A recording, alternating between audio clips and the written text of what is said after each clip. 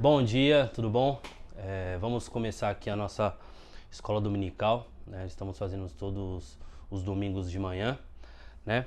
E eu fiquei com uma aula que fala sobre as armaduras de Deus, tá? Vamos lá? Tá em Efésios 6, no versículo 10. Diz assim: Concluindo, fortalecei-vos no Senhor e na força do seu poder. Revesti-vos de toda a armadura de Deus, para poderdes ficar firmes contra as ciladas do diabo. Porquanto nossa luta não é contra seres humanos, e sim contra principados e potestades, contra os dominadores desse sistema mundial em trevas, contra as forças espirituais do mal nas regiões celestiais. Por esse motivo, vesti toda a armadura de Deus, a fim de que possais resistir firmemente no dia mau, e havendo batalhado até o final, permanecereis inabaláveis sem retroceder. Estais, portanto, firmes, trazendo em volta da cintura a verdade e vestindo a couraça da justiça, calçando os vossos pés com a proteção do evangelho da paz, embraçando sempre o escudo da fé, com o qual podereis apagar todas as setas inflamadas do maligno. Usai igualmente o capacete da salvação e a espada do Espírito, que é a palavra de Deus. Versículo 18. Orai no Espírito em todas as circunstâncias, com toda petição e humilde insistência. Tendo isso em mente, vigiai com toda perseverança na oração por todos os santos. Eu vou trazer aqui, parte por parte das armaduras, e eu quero começar a falar sobre o cinto da verdade. O cinto da verdade, os soldados usavam o cinto, na verdade eles usavam esse cinto, ele era usado tanto para segurar a espada quanto para segurar a armadura do corpo, Então nós entendemos que a espada, ela é a verdade. Por isso que a Bíblia diz que você tem que cingir do cinturão da verdade. Você anda conforme a Bíblia diz, conforme é a palavra de Deus, porque a palavra de Deus é a verdade, E o cinto da verdade, ela é uma garantia de defesa ao quadril e proteger dos golpes baixos, Que para nós, o golpe mais baixo do nosso inimigo, o diabo, é a mentira. Então, toda vez que o diabo ele tenta nos destruir com um golpe mais letal, ele vem com a mentira, porque a mentira ela vai destruir tudo aquilo que um guerreiro, tudo aquilo que um homem de Deus tem lido, tem estudado, Então nós temos que estar com esse cinturão, amém? A segunda parte que eu quero dizer é a couraça da justiça, A couraça da justiça era feita de metal ou couro, e era colocada sobre o peito e sobre o abdômen para proteger o coração e os órgãos vitais do soldado. Então, quando nós entendemos que nós temos que usar essa couraça, nós entendemos o quê? Que nós devemos proteger o nosso coração, A Bíblia diz em Provérbios 4:3, de tudo guarde o seu coração, que é da onde ele procede as fontes ou as riquezas da vida. Então, se você está com essa couraça, com essa armadura, você está protegido de toda a seta do diabo contra o seu coração, contra as suas emoções. Amém? E, por isso, vistam-se com a couraça da justiça. Seja justo consigo mesmo, aplicando a palavra de Deus em seu viver para formar defesas que guardam seu coração contra os dados inflamados de Satanás. O terceiro que a Bíblia diz é calçando o evangelho da paz. Os calçados são o evangelho da paz. A gente entende que os nossos pés é o que nos leva até nós conseguirmos e até nós chegarmos aos nossos inimigos, Ou então os nossos pés, como diz o versículo, É o evangelho da paz. Os nossos pés têm que estar calçados. A Bíblia diz em Salmo 119, no versículo 105, ele diz assim: Lâmpada para os meus pés é a tua palavra e luz para o meu caminho. Então a gente entende o quê? Que nós, com o evangelho da paz, com a luz de Deus iluminando os nossos pés, nós conseguiremos chegar até as pessoas, chegar até aonde Deus quer que nós chegamos. E isso nos traz o quê? A pregação do evangelho.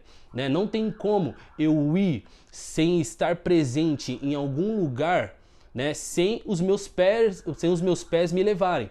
Então é isso, quando você calça esse sapato, você está apto para ir, para chegar até onde Deus quer que você chegue. Né? O quarto é o escudo da fé. Né? O nosso escudo é a própria fé. Né? Hebreus ele vai dizer no capítulo 11, ele vai dizer que a fé é o fundamento daquilo que não se vê. Então você tem que acreditar, né? O escudo, ela é uma arma de extrema importância na proteção contra o inimigo, né? O escudo, ele cobre todas as brechas que o maligno usa para plantar dúvidas em nós sobre a palavra, né? Aí tá a pergunta, Kelvin, como que eu faço para conquistar esse escudo, para mim deixar o meu escudo mais fortalecido? A Bíblia vai dizer em Romanos 10:17 assim, ó, de sorte que a fé é pelo ouvir e o ouvir pela palavra de Deus. Então você vê que todas essas características, todas essas partes da armadura, se você não estiver firmado em cima da palavra, não adianta. Então você pode ter todas essas armaduras, se você não estiver em cima da palavra, fortalecido em cima da palavra, pode ser que essas armaduras estejam fracas ou até mesmo rachadas. A quinta parte da armadura é o capacete da salvação, né? O capacete é a salvação, né? A capacete é a cabeça é o membro que comanda o nosso corpo. Se esta apresentar fraqueza, tudo estará perdido. Essa fraqueza aparece principalmente dentro de nossa mente, né? Pelo menos eu cresci sempre escutando, né, que a nossa mente é o campo de batalha. Se a nossa mente estiver totalmente perturbada, eu posso dizer com você com convicção que o seu inimigo já te ganhou. Já te venceu, já te destruiu. Não adianta você ter armadura nenhuma se a sua mente não estiver protegida. Então entenda, o capacete da salvação, ele é uma ferramenta essencial para um soldado. Amém? O sexto é a espada do Espírito. Né? Como o próprio versículo diz, precisamos tomar a palavra de Deus, que é a nossa espada. Né? A espada é a arma de ataque contra o inimigo de Deus. Nós podemos ver isso em Jesus, quando Jesus lá em Mateus 4, no versículo 11 ao 11, do versículo 1 ao 11, e Marcos 1, dos 12 ao 13, e Lucas 4, do 1 ao 13, que é quando Jesus ele vai para o deserto, o Espírito Santo conduz Jesus até o deserto, e ele ali tem um encontro com o diabo, com Satanás, e o diabo tenta de todas as formas pegar Jesus, e Jesus sempre usa a palavra. Jesus sempre dá uma espadada em cima daquilo que o diabo fala. Então, nós entendemos o quê? A arma maior, através dela, vencemos todas as tentações que o maligno coloca diante de nós, né? A palavra de Deus é que nos alimenta, nos fortalece e nos encoraja a prosseguir, né? Aí eu trouxe todas essas partes da armadura, e há uma pergunta, Kelvin, como eu vou obter isso, né? O versículo 6, o capítulo 6, né, no versículo 18, continuando, diz assim: orando em todo tempo com toda a oração e súplica, e vigiando nisto com toda perseverança e súplica por todos os santos. Então você obtém essas armaduras quando você começa a orar. Tudo vem da oração e da leitura, porque quando você lê, você começa a entender algumas coisas, e você ora para que Cristo, para que Deus, ele te dê essas armaduras e te dê estratégias de como você deve usar, né? Aí, agora você me pergunta, Kelvin, mas eu já estou com as minhas armaduras, eu estou orando, eu estou lendo a Bíblia, eu sinto que eu estou com essas armaduras. O que eu tenho que fazer agora? Uma coisa que quando eu comecei a ler, Deus ministrou no meu coração muito forte isso, né? Às vezes a gente tá vendo as coisas, um irmão fala alguma coisa e nós achamos que essa espada é para atacar o nosso irmão. E a Bíblia, ela diz exatamente isso daqui, ó. Portanto, nossa luta não é contra carne e nem sangue, né? Eu lendo a Bíblia e eu pude notar, e eu quero trazer para vocês aqui o que está escrito em Neemias 4, no Neemias capítulo 4, versículo 15 ao 17, diz assim, ó, e sucedeu que, ouvindo os nossos inimigos, que já o sabíamos, e que Deus tinha dissipado o conselho deles, todos voltamos ao muro, cada um a sua obra. E sucedeu que, desde aquele dia, metade dos meus servos trabalhava na obra, e metade deles tinha as lanças, os escudos, os arcos e as couraças. E os líderes estavam por detrás de toda a casa de Judá, os que edificavam os muros, que traziam as cargas e os que carregavam, cada um com uma das mãos fazia a obra e na outra tinha as armas. Então entenda, nesta guerra que nós vivemos, nessa obra que nós vivemos, a Bíblia vai dizer em Neemias que eles tinham voltado do cativeiro e tinha pego Israel totalmente destruído. E eles estavam construindo seus muros. Então entenda, quando Israel estava construindo os muros, eles perceberam que tinham inimigos que estavam tentando contra eles.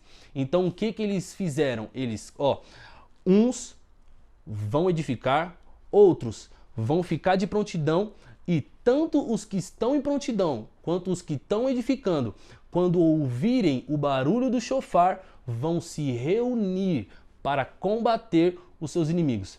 Então entenda, a espada não é para bater, não é para acertar o seu irmão, é o inimigo.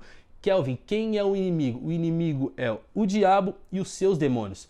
Às vezes o diabo usa até os nossos próprios irmãos.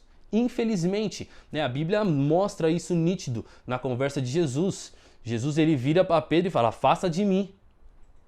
Ué, não era discípulo, estava do lado? Então entenda, nem sempre nós vamos entender isso. Mas o que eu quero trazer para você é: o meu inimigo não é o meu irmão. O meu inimigo, às vezes, é aquele que está por trás do meu irmão, infelizmente, né?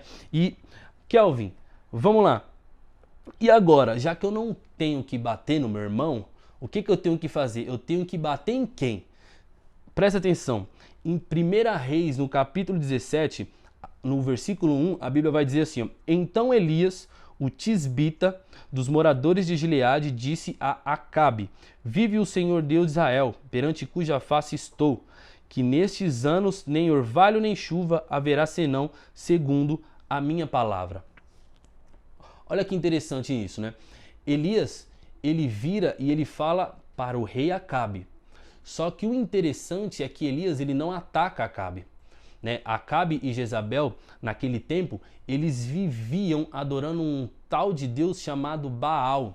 Baal, ele era o Deus da fertilidade. Então, tudo o que acontecia, tudo que brotava da terra, eles davam glória a esse Deus. Então, se nascia uma flor, glória para esse Deus. Se o fruto nascia, glória para esse Deus. Então, tudo o que acontecia na terra, a glória é para esse Deus. Então, Elias, ele entende que a guerra não é contra Acabe. Então, ele dá uma espadada, ele usa uma palavra profética sobre Israel e ele dá um golpe em Baal, dizendo: Baal, trazendo para as minhas palavras, ele dizendo: Baal, se você é o Deus da fertilidade, então vamos fazer o seguinte: faça brotar as coisas sem a água, sem a chuva. Faça com que o fruto nasça sem a chuva. E nós vamos ver, se você for ver na Bíblia, Israel ele fica 3 anos e meio sem chover. 3 anos e meio em seca, nada floresce, nenhum fruto aparece. Tanto que nesse tempo Elias ele sobe até o monte com os profetas de Baal, vocês conhecem a história, e o nome de Deus é glorificado e não o nome de Baal. Tanto que o povo de Israel inteiro, a população inteira, ela volta para Deus. Então você começa a entender que o meu golpe, o meu ataque não tem que ser contra o meu irmão e nem contra aqueles que estão no mundo. Porque Acabe, ele não estava servindo Deus. Mas Elias, ele teve o cuidado de acertar não Acabe, não Jezabel, mas ele dá um ataque no principado, no demônio que estava por trás de toda a situação em Israel, né? O que eu tenho para trazer para vocês é isso, que vocês entendam que as armaduras de Deus, elas existem sim, e nós, cristãos, servos de Deus, nós temos que usar não contra o nosso irmão, mas contra o nosso inimigo. Amém? Deus abençoe a vida de vocês, que vocês tenham um domingo abençoado, né? Uma semana cheia de vitória, cheia de alegria, e que nós possamos ver, né, nesses dias que estão vindo, milagres acontecendo, curas acontecendo, em nome de Jesus. Amém? Deus abençoe e tenha um bom domingo.